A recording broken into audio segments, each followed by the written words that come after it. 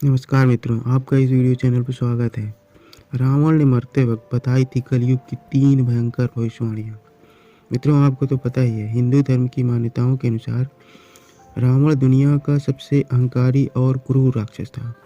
वैसे तो धर्म ग्रंथ में उसके अहंकार से जुड़ी कई बातें बताई गई हैं, लेकिन रावण के जीवन की सबसे बड़ी गलती यह थी कि उसने मर्यादा पुरुषोत्तम श्री राम की पत्नी का हरण कर लिया था। इस गलती के कारण अमरता का वरदान प्राप्त हुआ इस गलती के कारण अमरता के वरदान प्राप्त रावण को इसके परिणाम स्वरूप मौत का मजा चखना पड़ा। हालांकि ग्रंथों में इसके विपरीत रावण को दुनिया का सबसे बड़ा ज्ञानी बताया गया है। इसका अनुमान आप इस बात से लगा सकते हैं कि रावण ने मरने के कुछ क्षण पहले ही कलयुग से जुड़ी ज्ञान की बातें बताई थी।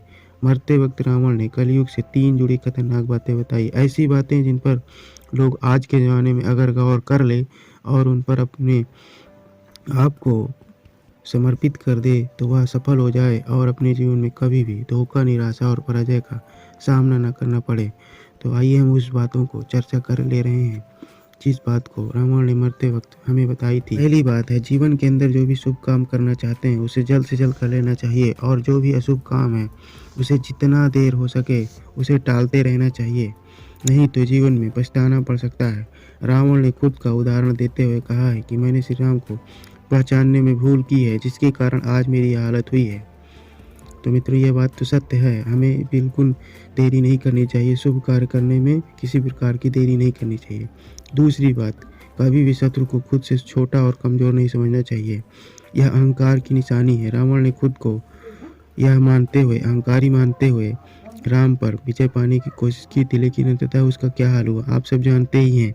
इसलिए हमेशा याद रखिए, किसी भी शत्रु को कमज़ोर और छोटा न समझें। तीसरी बात, और जो कि सबसे महत्वपूर्ण है, यह है कि जीवन में अपने राज किसी को भी नहीं बताना चाहिए, चाहे वो आपकी पत्नी हो, बीवी हो, बच्चे हो, कोई भी हो। जीवन में अपने राज को किसी से नहीं बताना चाहिए, चाहे वह कितना भी ज़रूरी क्यों ना हो। अपने अंदर ही उसको और समाहित रखिए, क्योंकि इस पर अगर किसी का व्याख्यान पड़ जाता है, अर्थात वह किसी से कह देता है, तो वह राज नहीं रह जाता और उसे लोग हंसी उड़ाते हैं या फिर विभिन्न प्रकार की अड़चनें पैदा करते रहते हैं। रावण ने इस पर भी खुद का उदाहरण देते हुए कहा कि मैंने अपने राज विभीषण को बताया था, इसलिए आज मैं विनाश के मुहाने पर खड़ा हूँ। इसलिए मित्रों, रावण के द्वारा बताई गई इन 3 बातों को आप हमेशा याद रखिए और अपने जीवन में उतार लीजिए। उम्मीद करते हैं आपको यह जानकारी अच्छी लगी होगी। बहुत बहुत धन्यवाद मित्रों।